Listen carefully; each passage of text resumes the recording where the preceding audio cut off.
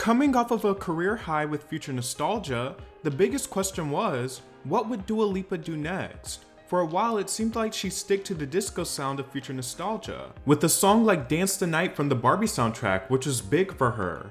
She then revealed that she'd be working with Tame Impala on the album, and that the music would be inspired by acts such as Primal Scream, Massive Attack, Oasis, and Blur. That inspiration wasn't reflected in the singles leading up to the record. She unleashed the era with Houdini, a darker, moodier take on her work from Future Nostalgia, which sounds reminiscent of Michael Jackson's Thriller. It sounded like a continuation of Future Nostalgia rather than removed from it. And it's a perfectly fine song that doesn't necessarily have obvious big hooks that instantly grab you, but sneak up on you instead. Dua talks about how she won't wait around for a man if he can't please her. Similarly, the follow-up single Training Season follows in the same footsteps of Houdini lyrically. It has an ABBA-sized chorus, and it's one of those songs that I feel have a lot of unresolved build-up, and the structure leading into the chorus is a little odd. Illusion came out shortly after Training Season, and it's even further removed from the dark sonic inspiration she claimed would encapsulate this album. It more or less feels like a lesser rewrite of the Future Nostalgia cut Hallucinate. You could tell me that this was from either one of her past albums, and I'd believe you. Sure, there are some slight psychedelic influences in all of the singles, but it's nothing too noticeable or grand or in line with the influences Dua said this album leans into. Once again, Dua falls in the steps of Houdini and Training Season with Illusion's theme. It's not exactly the same, but essentially has the same concept. This time around, she talks about not falling for an illusion and not being naive.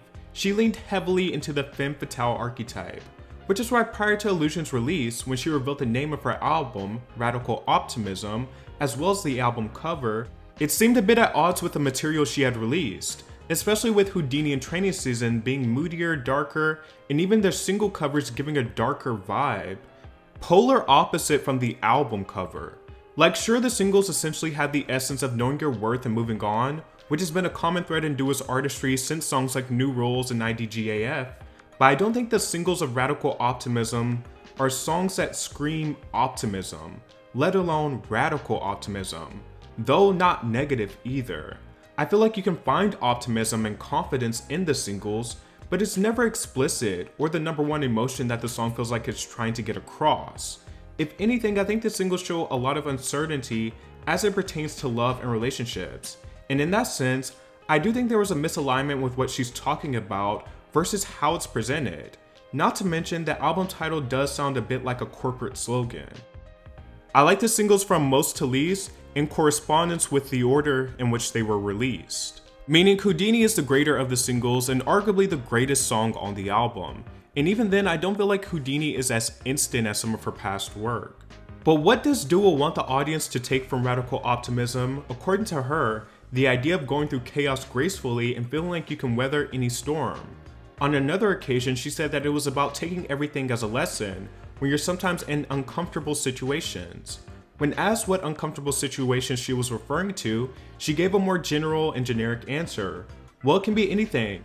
From a breakup to a personal relationship, a work relationship, a friendship, something going wrong, or all your stuff is missing from your flight cargo. When you're on tour and you don't have any of your costumes, which has happened, it can be anything.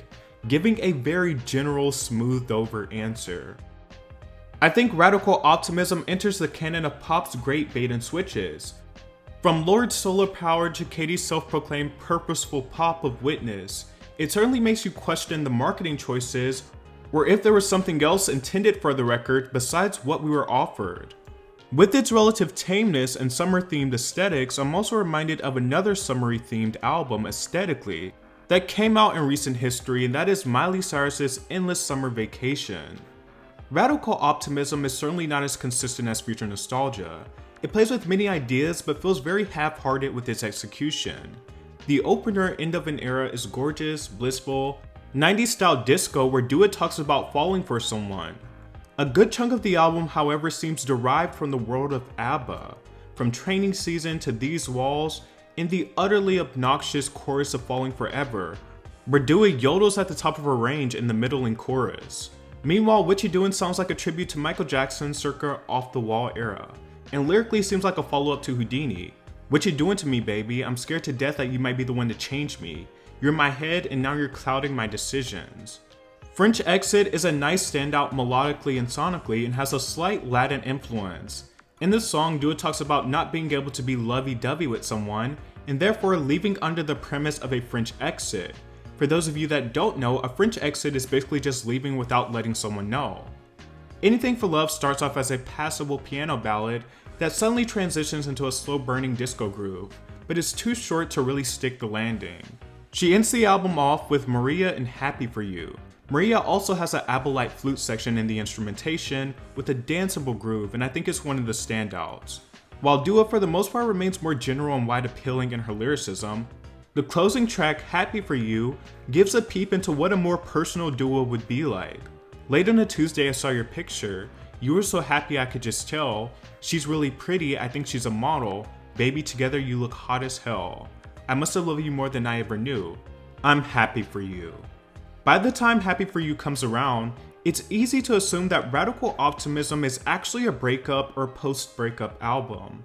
Unfortunately, for the most part, Dua leans heavily into one persona, one theme throughout many of the songs, and I think even all the singles for the record showcase that. She quite literally retraces her steps over and over and over about her not being fooled by players and moving on swiftly, which I guess in a sense could be seen as optimistic, but never radically optimistic. In reality on the album, Dua comes across as if she's in a tumultuous state with romantic relationships, seemingly never being able to be happy or settle down, or better yet being the ultimate femme fatale, but doesn't supply us with the lyrical depth or variation needed to make many of the songs and their emotions stand apart with their themes. It seriously comes across so one note lyrically. It's like, is this the only optimistic thing going on in your life that's not even really that optimistic? And it doesn't help that many of those songs aren't knockout bangers. It'd be much more forgivable then. Only a handful of times does she sidestep the femme fatale angle. The album is well made in the sense that you can tell there was money put behind the record.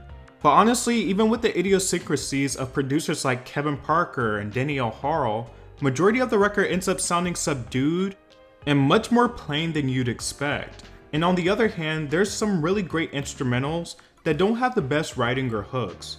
There's not necessarily a huge amount of big hooks like her previous records, which wouldn't be such a big deal if it excelled in other aspects.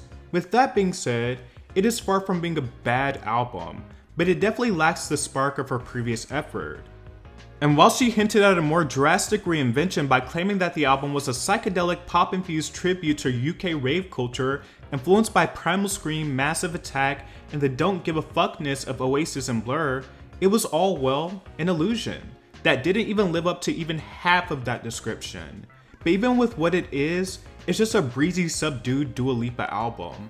Whereas Future Nostalgia was a boisterous, fun dance album, Radical Optimism ignites the same feelings as a song that you don't hate, but you don't love.